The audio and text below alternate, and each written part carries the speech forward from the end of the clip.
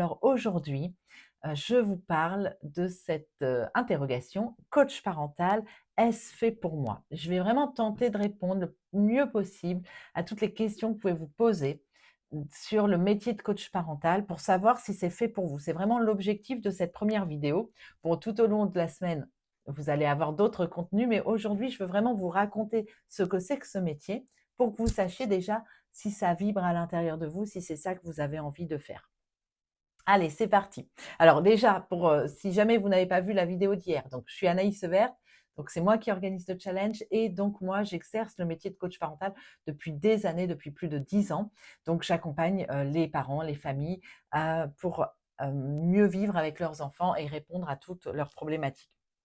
Donc, le métier de coach parental, ça consiste en quoi? Eh bien, comme son nom l'indique, coach parental ou accompagnant en parentalité, on peut mettre le mot qu'on veut, c'est une personne, un professionnel qui accompagne les parents à mieux vivre leur parentalité, qui accompagne les parents à résoudre leurs problématiques parentales avec leur enfant.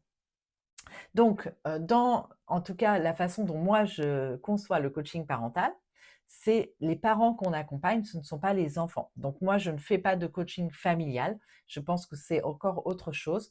Là, moi, je vais vous parler uniquement du coaching parental. Donc accompagner les parents et non pas les enfants. Accompagner les parents à mieux vivre avec leurs enfants, à résoudre les problématiques qui se posent avec leurs enfants. Donc, il y a plein de façons d'accompagner les parents, mais donc c'est ciblé sur les parents. Pourquoi cibler les parents, spécifiquement et pourquoi moi, du coup, je n'accompagne pas les enfants? Enfin, en tout cas, j'accompagne pas les parents avec les enfants. Tout simplement parce que je pense que les parents ont besoin de soutien et d'espace qui leur sont réservés. Souvent, quand ils emmènent leurs enfants chez le psy, donc ils n'ont pas de moment finalement à eux et donc moi, dans le coaching parental, je vois ça. Le coaching parental, je vois ça comme un espace, temps dédié aux parents pour l'écouter complètement. Donc dans cet espace-là, dans ce temps-là, il peut, verbaliser ses émotions, dire tout ce qu'il a sur le cœur. Il peut même dire du mal de son enfant. Son enfant n'est pas à côté, donc tout est possible. Il y a un espace pour ça. Donc c'est aussi protéger les enfants, de faire en sorte que les parents, ils aient un espace pour eux et qu'ils n'entendent pas tout ce que vit le parent. Et puis du coup, ça permet de se poser tranquillement et de voir un petit peu comment accompagner ce parent pour résoudre la problématique qui se pose avec son enfant. Voilà pourquoi moi je cible plutôt les parents et pas les enfants. Cet accompagnement, il peut se faire de plusieurs manières. Il y a donc les entretiens individuels, c'est sûrement ce à quoi vous pensez en premier, des entretiens individuels qui peuvent se dérouler soit dans votre propre cabinet, donc vous pouvez avoir votre cabinet, hein, une salle que vous louez, ou chez vous, hein, si vous avez un espace qui peut être dédié au coaching parental, à votre activité. Voilà, donc ça, c'est plus des questions, pratico-pratiques, mais je le dis quand même, je sais que vous avez peut-être des questions là-dessus. Ou bien vous pouvez aussi aller au domicile des parents. Il y en a qui font ça, qui vont se déplacent au domicile. Moi, c'est pas ce que j'ai choisi. J'aime pas trop rentrer chez les gens que je connais pas comme ça, mais c'est moi. Vous pouvez vous choisir d'intervenir à domicile. Donc moi, j'ai choisi d'avoir mon cabinet, donc dans lequel je reçois les parents. Donc c'est un espace neutre dans lequel je peux les recevoir. Donc voilà, il y a des entretiens individuels, donc on se voit un certain temps, le temps de résoudre la problématique en question. Et puis il y a aussi la possibilité de travailler en groupe. Vous pouvez faire des groupes de parents, des groupes réguliers qui se voient par exemple tous les 15 jours ou tous les mois, ou des groupes ponctuels sur un thème, l'opposition, les crises, les émotions, la fratrie. Alors on peut choisir des thèmes comme ça et faire des petits ateliers ponctuels. C'est très complémentaire les deux. Dans des ateliers, on ne va pas pouvoir résoudre les problématiques dans le détail d'un parent, donc il faudra peut-être qu'ils prennent un rendez-vous en complément, mais on va transmettre aussi des bases et il y a ce soutien qui se fait entre les parents aussi qui est très précieux, d'entendre, aussi les expériences des autres parents. Voilà. Donc, le métier de coach parental, il est différent du métier de thérapeute, hein. On va distinguer le coaching parental et la thérapie. La thérapie, ça va porter plutôt sur des problématiques de santé mentale directement. C'est des personnes qui vont avoir des difficultés émotionnelles, des difficultés psychologiques ou peut-être même un trouble, une dépression, un trouble anxieux ou autre. Donc ça, on va travailler en profondeur en thérapie. Donc là, nous, en coaching parental, on ne fait pas ça. On accompagne vraiment le parent pour ses aspects parentalité et pour aménager des choses dans la relation parent-enfant. D'accord? Donc on est plus sur une approche plutôt de type systémique, relationnel et non pas thérapeutique. Alors, qu'est-ce que je peux vous dire d'autre? Donc la plupart du temps, quand on est coach parental, on va plutôt travailler en indépendant. On va créer par exemple une micro-entreprise ou une autre forme de société, mais en tout cas, on va être plutôt indépendant. Ceci étant, il y a des gens qui trouvent des postes quand même, qui se rapprochent du coaching parental dans, le privé ou dans le public, en tant que salarié ou en tant que fonctionnaire. En tant que salarié, on peut travailler dans une association qui accompagne les parents, par exemple, des associations de la protection de l'enfance, entre autres. En tant que fonctionnaire ou même salarié, on peut aussi travailler dans des centres sociaux en tant que référent famille. Il y a des actions parentalité dans ces postes-là. Voilà, c'est juste pour vous dire que c'est plus rare, mais il y a quand même quelques postes qu'on peut trouver pour accompagner les parents, c'est bien de le savoir. Et sinon, bah, c'est plutôt en libéral, à son compte. Donc, c'est un vrai métier. Coach parental, c'est un vrai métier. C'est un métier non réglementé actuellement. Ça veut dire qu'il n'y a pas de loi, il n'y a pas de texte officiel qui dit ce qu'il faut avoir comme compétences, comme qualification. Il n'y a pas de diplôme officiel de coach parental, hein. Moi, propose une formation de coach parental, mais il n'y a pas de réglementation de ces formations-là et du titre de coach parental. Donc, ça donne une grande liberté pour se lancer.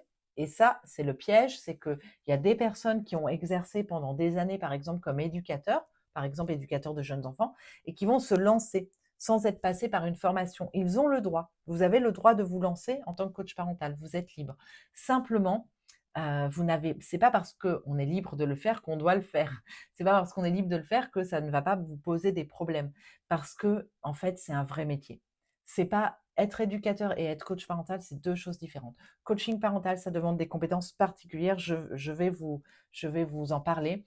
Donc, il y a une responsabilité de notre part à exercer un métier pour lequel on n'est pas formé. Attention, c'est important de se professionnaliser, c'est important de se former, aussi pour la crédibilité de notre métier. Coach parental, c'est pas juste donner des petits trucs et astuces aux parents. Vous voyez, pour ça, il y a des magazines, il y a les réseaux sociaux. Nous, on fait un accompagnement plus profond d'un parent par rapport à une problématique et cet accompagnement, il va se faire quand même dans la durée, ça va durer quelques rendez-vous. Il faut se former à ça. Ça demande déjà des qualités particulières, d'écoute, d'empathie, mais aussi, parce qu'on pense souvent à ça, mais c'est pas bisounours non plus, ça demande aussi beaucoup de capacité à tenir un cadre, à s'affirmer. Parce qu'on ne va pas toujours aller dans le sens des parents. Parfois, il faut aussi pouvoir recadrer, il faut pouvoir donner des informations. Des fois, on a des entretiens qui peuvent vous challenger, hein. Donc ça nécessite d'avoir beaucoup de confiance en soi et de tenir sa posture et son cadre. Ça s'apprend. Ça demande beaucoup d'organisation aussi, beaucoup d'autonomie, ce métier. Et donc, j'en viens aux connaissances nécessaires pour exercer ce métier. Il faut bien sûr des connaissances en psychologie de l'enfant, de l'adolescent, mais aussi du parent. Pas des choses hyper approfondies, mais il faut quand même des bases.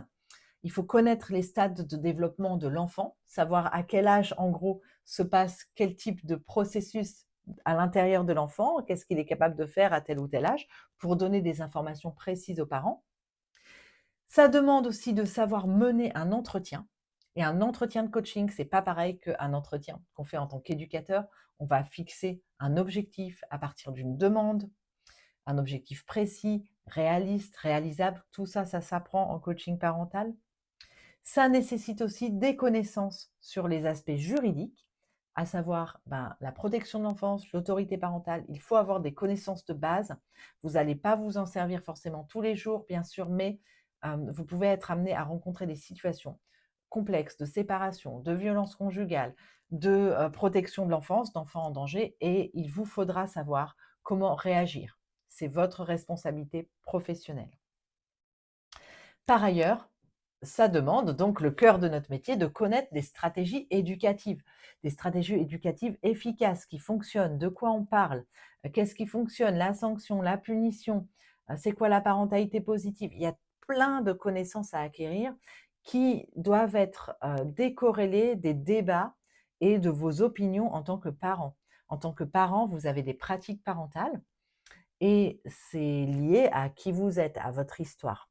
Là, on n'est pas des parents qui conseillent d'autres parents, nous sommes des professionnels, donc nous avons besoin de connaissances fiables sur lesquels s'appuyer. Ça ne s'invente pas. Et ça évolue aussi en permanence parce que la recherche avance aussi. On sait plus de choses aujourd'hui grâce aux neurosciences, la théorie de l'attachement, etc. Il y a des choses à connaître. Et puis, il faut avoir travaillé sur soi.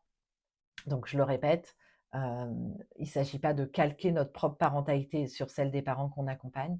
Donc, il faut pouvoir prendre du recul soi-même par rapport à l'enfant qu'on a été, par rapport aux parents qu'on est, pour pouvoir accompagner les parents. Et ça aussi, ça s'apprend, c'est un cheminement. Voilà, donc j'ai voulu vous brosser un petit peu le portrait de ce qu'est le coach parental, donc comment il exerce, ce qu'il fait exactement, la différence avec la thérapie, etc. Et puis de toutes les connaissances que je juge indispensables à l'exercice de notre métier.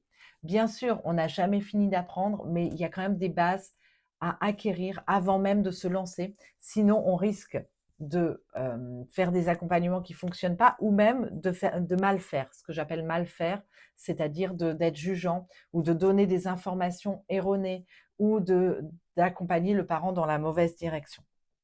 Donc vraiment, j'insiste, c'est une grande responsabilité et c'est important de se préparer avant de se lancer.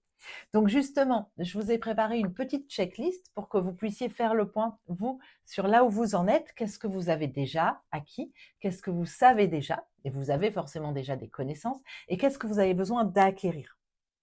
Donc, vous trouverez cette checklist sous la vidéo ou vous la recevrez par mail selon, mais en tout cas, vous allez la recevoir.